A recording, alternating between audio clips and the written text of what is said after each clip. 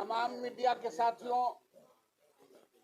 आज हम आप तमाम लोगों को आमंत्रण करके बिहार राज्य विद्यालय अध्यापक नियुक्ति नियमावली जो 2023 में बना है उसको वापस लेने के लिए राज्य सरकार से मांग करते हैं। ये जो नियमावली बनी है ये भारत का पहला एक ऐसा राज्य है जहां अब 3 तरह के नियमावली लागू होंगे। पहला, जो पूर्णकालिक शिक्षक पहले से हैं उनका एक नियमावली। दूसरा, जो नियोजित शिक्षक हैं खंड खंड में जो बांट के नीतीश कुमार की सरकार ने किया था वो। तीसरा, जो टीईटी और एसटीईटी के नाम पर जो परीक्षा ली गई थी आवेदकों से शिक्षक बनाने के लिए, उसको निरस्त करके अब बिहार पब्लिक सर्विस कमीशन को ये नियुक्ति की बात करते हैं। 2-3 सवाल उठता है साथियों।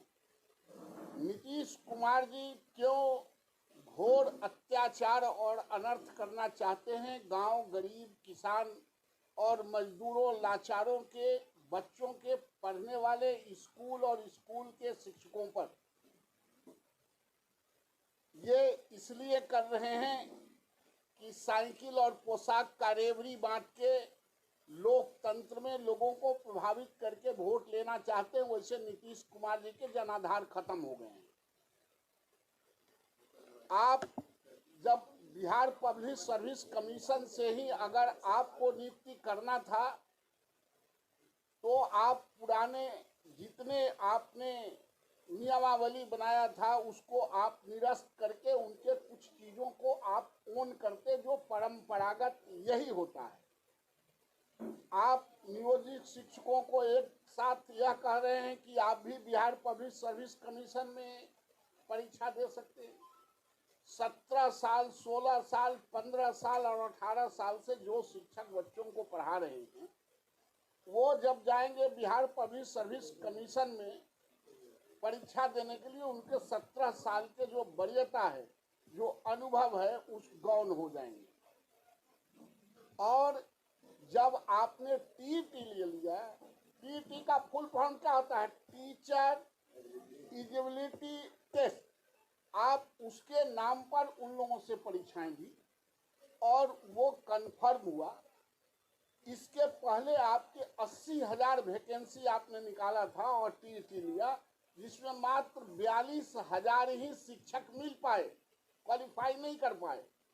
तो आप शिक्षक बहाली करना चाहते हैं या आप रोज रोज नियमावली बदल के शिक्षकों को प्रताड़ित करना चाहते हैं, या आप टालना चाहते हैं, या आप जिनके साथ हैं तेजस्वी यादव के साथ सरकार चला रहे हैं? तेजस्वी यादव जी ने कहा था कि हम 10 लाख लोगों को, नौजवानों को रोजगार देंगे फर्स्ट कैबिनेट में। उसको डिरेल करने के लिए, उसको धत्ता बताने के लिए, उसको अपमानित करने के लिए और यह साबित करने के लिए कि तुम्हारी कोई हैसियत आरजेडी के लोगों को नहीं है, इसलिए आपने ऐसा किया। आरजेडी के लोगों ने घोषणा पत्र में शामिल किया था कि हम आपको पूर्णकालिक शिक्षक मानेंगे, राज्यकर्मी के दर्जा देंगे, पुराना पेंशन देंगे, समान काम का समान वेतन देंगे। तो आप जब अनुदान पर ही नीतीश जी चल रहे हैं, अनुदानित मुख्यमंत्री हैं, दया के पात्र मुख्यमंत्री हैं, किसी से आप जहां रहेंगे नीतीश कुमार जी वो दया के पात्र में ही रहेंगे। उनकी अपनी हैसियत नहीं है। जिसे एक लंगड़ा को लाठी के सहारे चाहिए, उसी तरह इस चीफ मिनिस्टर को किसी न किसी पार्टी के सहारे चाहिए। तो आप इस तरह के इस्तेमाल करके आप बीपीएससी से नहीं यूपीएससी से ले, राज्य सरकारें कानून बनाती है, कौन मना करता है? लेकिन जब आप परीक्षा ले लिया टीईटी, एसटीईटी, तो उसके बाद आप बीपीएससी में भेजने बिहार पब्लिक सर्विस कमीशन में, इसका मतलब डिनायर दे रहे हैं। जरूरत आज शिक्षकों का है स्कूलों में, अब साल 2 साल आप लेट करना चाहते हैं, आप इसको धत्ता बताना चाहते हैं। और पता नहीं राज्य सरकार को और नीतीश कुमार जी को शिक्षकों से क्या एलर्जी है, शिक्षा से क्या एलर्जी है? आप प्राइमरी से लेके सेकेंडरी तक, +2 तक और कॉलेज में भी देखेंगे, विश्वविद्यालयों में आज बिहार के बच्चे वही पढ़ रहे हैं जो लाचार के बच्चे हैं, जो गरीब के बच्चे हैं, जो गांव के बच्चे हैं, जो किसान के बच्चे हैं। एक भी संपन्न परिवार के बच्चे नहीं पढ़ते हैं और उसका नाजायज फायदा सरकार और अधिकारी मिलकर उठा रहे हैं। कोई अधिकारियों के बच्चे, राजनेताओं के बच्चे नहीं पढ़ते हैं।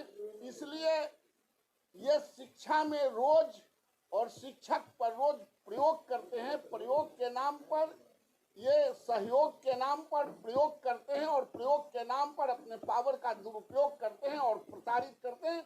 इसलिए मैं तमाम शिक्षकों से आह्वान करता हूं, वैसे शिक्षक जो टीईटी पास करके और जिनको 5 बार 7 बार राज्य सरकार ने कहा कि हम आपका मेरिट बना रहे हैं, हम आपको फलना दिन नियुक्ति करेंगे, आपको आगे नियुक्ति करेंगे, और उसके बाद बिहार पब्लिक सर्विस कमीशन को भेजना एक घोर अनर्थ है। शिक्षक जहां हो तब तक संघर्ष करते रहे नीतीश कुमार के खिलाफ, जहां कहीं भी हो, स्कूल में हो, कॉलेज में हो, घर पर हो, चौराहे पर हो, जहां हो वहीं से इनके खिलाफ बगावत की आवाज बुलंद करनी है। तब तक, जब तक इस नियमावली को वो शिथिल नहीं कर दें, वापिस नहीं ले लें, तब तक इनको ईंट से ईंट बजाते रहना है। इस सरकार को बता देना है कि इस लोकतंत्र में जो गरीब के बच्चों को पढ़ा के 21वीं सदी के लिए तैयार करता है, वो इस तरह के पाखंड निर्मित करने वाले सरकार के मुखिया को हमारे शिक्षक पढ़ाने के लिए तैनात और तैयार रहेंगे। इनको इतना बेहतर पढ़ा देना है कि राजनीति में ये जो अनुदान पर चल रहे हैं उसके लायक भी नहीं रहे। तमाम शिक्षकों से, बिहार के तमाम शिक्षकों से इस घोर अनर्थ के खिलाफ, नियोजित शिक्षकों से मैं आह्वान करता हूं। और ये जो विद्यार्थी जो इसमें जिनके नियुक्ति 7वें चरण में होना था, जो परीक्षा देकर टीईटी पास किया है, उनकी बहाली हो, यह मैं राज्य सरकार से मांग करता हूँ। सीएम आ रहे हैं, सीएम क्या आप तो मुलाकात करेंगे, बात करेंगे, पत्र भी लिखेंगे? सीएम आ रहे, लड़का खिलावल हो गया था, तो बच्चा खिलाने गए थे। बात नहीं होगी, संघर्ष होगी। बात नहीं करना है, बात उनको स्वयं बात आगे बढ़ाना है। हमारे शिक्षक भूल नहीं जाए, इनको ईंट से ईंट बजा के ये 5,000 से 50,000 पर आए हैं और फिर इनको ईंट से ईंट बजा देगी हमारे शिक्षक। इनको भ्रम में नहीं रहना चाहिए। जहां 5 लाख और 7 लाख परिवार सड़क पर खड़ा रहेगा, कोई भी लोकतांत्रिक सरकार आंख मूंद के नहीं चल सकता है। आप लोगों के खिलाफ एकता को एकजुट कर रहे हैं। वो तो अच्छा बताइए, जिसको खुद चलने के लिए लंगड़ा आदमी को लाठी की जरूरत है, वो क्या लीडरशिप देंगे? नीतीश कुमार यूपीए में नहीं थे, बकिए तो सब लोग यूपीए के साथ ही थे। तो ये अपना एप्लीकेशन लेके गए हैं कि सोनिया जी, खड़गे जी, राहुल जी, हमारा भी एप्लीकेशन ले लीजिए, निवेदन पत्र, और हमको भी उसमें शामिल कर लीजिए। नीतीश कुमार जी पर कोई भारत की राजनीति में और बिहार की राजनीति में उनका जो राजनीतिक चरित्र है, उसमें कोई उन पर यकीन करेगा क्या? कल इधर, परसों उधर, तरसों उधर, परसों इधर। इसलिए जिसके पास राजनीतिक चरित्र नहीं है, उस पर कोई बिलीव नहीं करता है, विश्वास नहीं करता है। हाँ, शामिल तो थे ही, लेकिन शिक्षा विभाग आज तो आरजेडी के पास भी है। शिक्षा विभाग सब दिन नीतीश जी ने रखा है और हम लोग थे। तो आपको जानकारी होनी चाहिए कि नीतीश कुमार को आज जितना बुलंदी से कंडेम कर रहे हैं, उतना ही बुलंदी से सदन से सड़क तक मैं उनको कंडेम करते रहा हूं और इसी डर से भागे। महागठबंधन कह रही है कि मेरिट वाले अब शिक्षक आएंगे। पहले तो मेरिट वाले नहीं थे, वो घूस देकर के आ जाते थे, अब मेरिट वाले वो तमाम देते हैं। ये जो पहले परीक्षा लिए थे, दक्षता परीक्षा लिए थे, उसमें सब नीतीश जी सबसे घूस लिए थे। नीतीश जी घूसखोर है, क्या कहना चाहते हैं ये आरजेडी के लोग कि नीतीश जी घूसखोर हैं, करप्ट हैं? अरे उन्होंने ही परीक्षा लिया, दस्ता परीक्षा लिया है, टीईटी लिया है, एसटी लिया है, और अब आप कह रहे हैं कि घूस दे के आए। तो नीतीश जी के यहाँ ना पॉकेट में घुस जा रहा हो। घूसखोर की सरकार होगी या नीतीश जी घूसखोर होंगे, करप्ट होंगे? हम लोग तो हमेशा उनका विरोध करते रहे। हम थे इसीलिए इतने लोगों की बहाली हो गई थी। आज हम नहीं है तो कहाँ हो रही है? मेरिट वाले नहीं लोग थे तो जो बिहार में टॉप कर रहा है वो किसी नेता के घर वाले पिताजी पढ़ा रहे हैं क्या?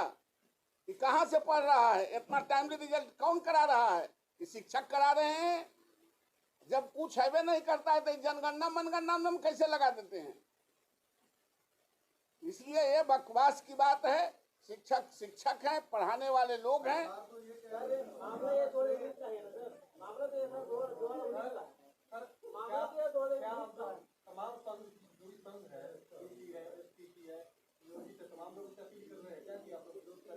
हम तमाम शिक्षकों से अपील कर रहे हैं और जो खंड खंड में बटे हुए हैं नेता उनसे भी अपील कर रहे हैं। हमारा कोई नेता प्रायोरिटी नहीं है, यहाँ शिक्षक प्रायोरिटी है, जिसके लिए जो बच्चों को पढ़ाते हैं उनकी मैं बात करता हूँ।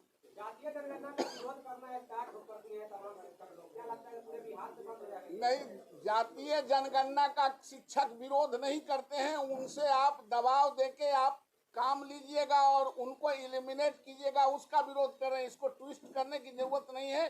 शिक्षक सारे काम करते, जातीय जनगणना कराइए कि मुर्गी के जनगणना कराइए आप, लेकिन उनको प्रायोरिटी दीजिए। उनको इस तरह से डिरेल कीजिएगा कि 17 साल और 18 साल के बाद वो परीक्षा देगा, ये घोर अनर्थ है।